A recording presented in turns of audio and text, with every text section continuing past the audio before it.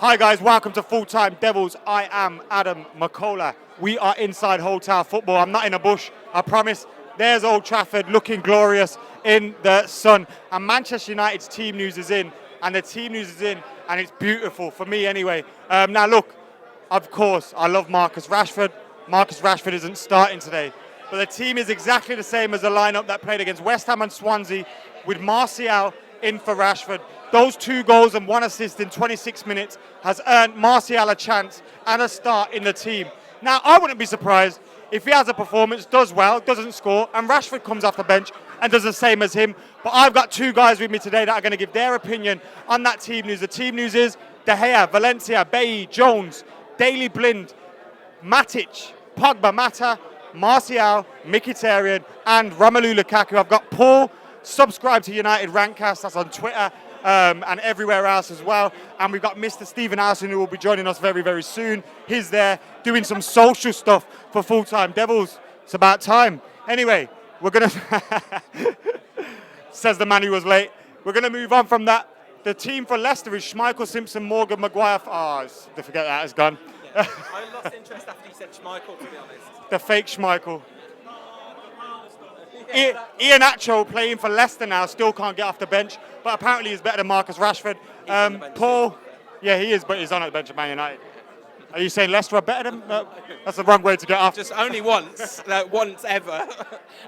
What a fantastic team. I mean, it's super exciting to see Tony Marshall back because, I mean, the big reason that it's really exciting to see him back is just that we need to know that Jose feels the way we feel about Tony Marshall. That's the thing. Because, like, Marcus Rashford has got his whole career ahead of him. I would never advocate for Marcus Rashford to be dropped under any circumstances. But for Martial to come back in a game like this is big, especially the transfer window. There's been so many rumours about him leaving all the way through the summer, and how ridiculous do those look. He's literally, I don't want to say it, but he's in the very top echelon of our players. He's one of our very best players. And when you look at some big money being spent on the likes of Dembele, Mbappe, Coutinho, Martial falls, if not above those players, amongst those players. Yeah. And we've got him. Yeah, exactly. And we got him for the low price of 50 million. The now low price. Yeah. Someone did a tweet the other day, which was that the 75 million for Lukaku looks amazing in today's market.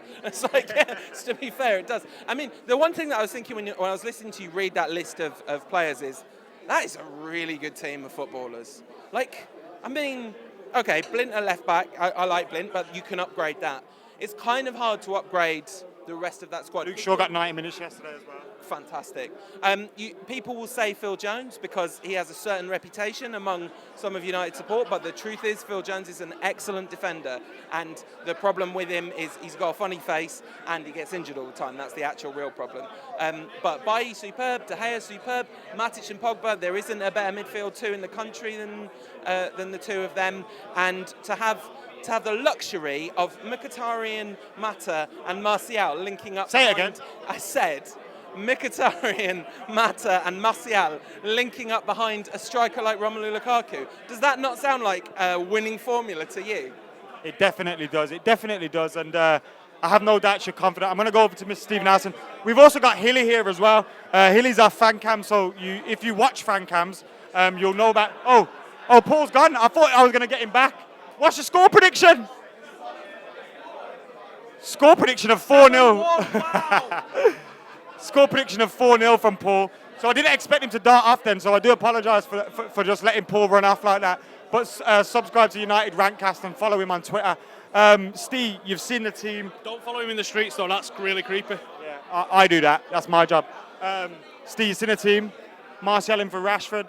First of all, does Rashford deserve to drop out? Let's not call it drops. Does Martial deserve to play more than Rashford deserves to be dropped? Here's the thing, right? When you've got a player that's playing as well as Martial has been off the bench, right? Now, you can argue about the reasons why he's been playing so well off the bench, and one of those could be because Rashford's hammered him all game, and now there's space coming on against the tired team as a benefit and all that sort of stuff. But when you've got a player that scored the goals, made the assists that he's made the runs that he's made, been as clinical as he's been, then it's good for team morale when he then gets an opportunity in the first team. Because if he doesn't get that opportunity, then everybody who's watching, other players in the team are thinking, well, if I have 5 games where I come off the bench and I absolutely tear it up, and I'm not going to get in the team, like, I think it's good for morale in the team. I think it's like it's honest almost, isn't it? It You be play a bit well. unfair if he doesn't start, right? That's it. So yeah, it's honest. You play well, you force your way into the team. That's the way it should be. So I'm happy for Marshall. There was reasons that I wanted to see Ander Herrera in the team, and I still think that a 3-man midfield is the best for United. And I know all you people in the comments are warming them fingers up going, we've just won 4-0 twice with 4-2-3-1. But in the first game against West Ham, Paul Pogba's positioning was the same as Matic. It was really deep. And in the second game, we was 1-0 up from a set piece, and it was only when they changed their formation that we really opened up, and it was only when we changed our formation too. So I think 4-2-3-1 is a good formation for us to have in the locker, but I think if you want to see the best out of United, then you've got to see a 3-man midfield, and that brings bringing Ander Herrera in. And that means, as well, I think there's issues with Leicester attack completely down the left-hand side with Fuchs and Albrighton. And if you're going to have just Antonio Valencia on his own there, he's going to get 2v1'd and he's going to get tatered. And that's going to be their main threat, their main outlet. So I'd play Ander Herrera just to double up with Antonio Valencia. It gives you more space going forward. You get a better Paul Pogba. You can still play Mkhitaryan. Marshall can come off the left and Lukaku plays up front still. I just think it's a little tweak in the team and you'd see a bit more performance out of us. Yes, we've won 4-0 twice, but they've not been flawless performances. They've been very good. I think there's an extra 10-15% to be had from Manchester United by tweaking it. That being said, we are going with what looks like a 4-2-3-1 again. We're probably going to go exactly the way we're going for it again. And I'm extremely confident going into this game. Intriguing to see what sort of effect a 90-minute game has for Anthony Marshall this time round, I think. What do you reckon? Yeah, I know Jose Mourinho mentioned that it could very well have been Rashford coming off the bench and doing what Martial is doing. And I think that is very true, because obviously defence is tired. But I also think I've seen a glint in Martial's eye this summer where he's here to prove a point. He could have very easily thought, F this, I'm off. He's finished very in the last 2 games. World-class finishing as well. That's one thing between him and Rashford. I feel if Martial gets in a position, he's going to freeze the keeper and score, whereas Rashford doesn't. But it's great to have those 2 options, and I think those 2 are going to share that left-hand side. They're going to keep rotating, because until we get Zlatan... 60 games to play this year, mate. And until we get Zlatan, we can't start all 3 of them, because then we haven't got a striker on the bench. So we have to keep rotating these 2 guys, and I think keeping each other on their toes will help. When Zlatan comes back, keeping Lukaku on his toes. Listen, we've got over 2,000 people involved at the moment. I want to see, when I come off here, 1,000 likes. So get hitting that like button. Subscribe to Full Time Devils if you haven't subscribed already. We are trying to hit 500k by the end of this season, when hopefully United will have another 3 or 4 trophies in the bag. Anyway, moving on from that, the team is looking strong. In regards to Ander Herrera, I'm surprised he didn't come in because of the fact that Leicester City are good on the counter-attack. And if we get caught with Matic or Pogba out of position, Herrera's always one that can track back with these players. They've got Vardy, they've got Okazaki, they've got Mahrez that can cause us problems. Their team. The team is not the one that lined up against Arsenal. I thought they was going to try and use the blueprint of Arsenal. They scored 3 goals. They lost, but they scored 3 goals away at Arsenal.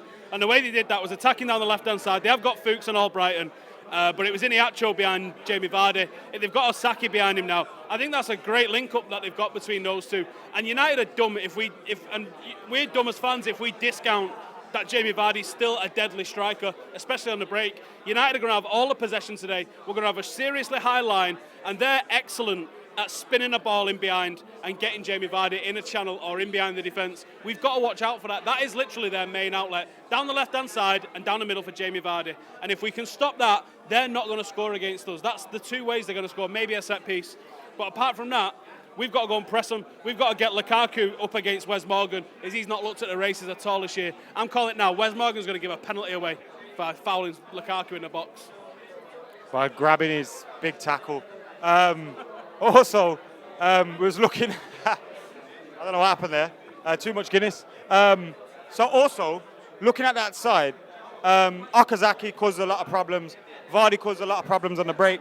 Iheanacho, funnily enough, on the bench. Interesting. But Leicester City, while they've got those problems they can cause on a break, Manchester United going forward, if we get the first goal and we force Leicester City to open up, we're going to cause teams all sorts of problems with the pace and the power we have. But Jose Mourinho has mentioned it as well. How does this team react to going 1-0 down? We haven't seen that yet. Do you think there's the possibility that could happen here today? There's always a possibility. There's a possibility we can lose 10-0. It's just an extremely unlikely. No, but do you think that, you know, going into this game, the confidence we've got, 2-4-0s on a bounce, playing a Leicester side that have got 5 goals in their last 2 games, that went to the Emirates and scored 3 goals, regardless of how dodgy their back 4 was. This is it though. This is the thing with Leicester, is they can score goals, but they are leaky. We saw Tottenham put 6 past them last season. We saw United, I think Liverpool, somebody else, Everton I think, put 4 past them. Loads of teams put 3 past them. When it goes wrong for Leicester, it goes wrong spectacularly at Leicester, because they play this old style 4-4-2 where they are quite gung-ho with it and they will just keep going. It's in their DNA to go for it. So I hope that's what they do, because if they go for us today, they're going to leave space. And if you leave space for this United team, the form they're in, the confidence they're in, they're going to punish them. It's curtains for everyone. You're feeling confident though today, right? Well, obviously because today we're around United fans, I can feel a buzz. I can feel a buzz outside the ground. I haven't felt this buzz since, I'll be honest, 2012-13 when Fergie was here. Not because we won the league. I'm not saying we're definitely going to win the league, although I think 21's coming.